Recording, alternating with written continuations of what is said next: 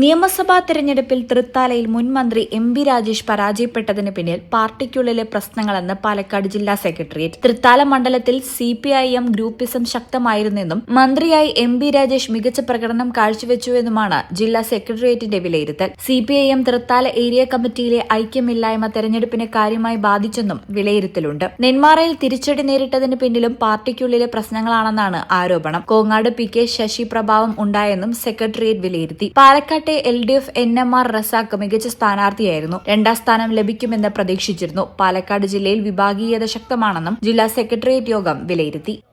ഈ ചാനൽ തൃത്താല. 15 വർഷങ്ങളായി ഈ തിളക്കം നമ്മെ ഭ്രമിപ്പിക്കുന്നു.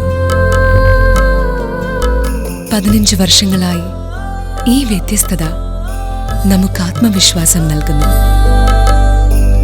15 വർഷങ്ങളായി നമ്മുടെ ആഘോഷങ്ങളിൽ ഈ പാരമ്പര്യവും പങ്കാളികളാണ്.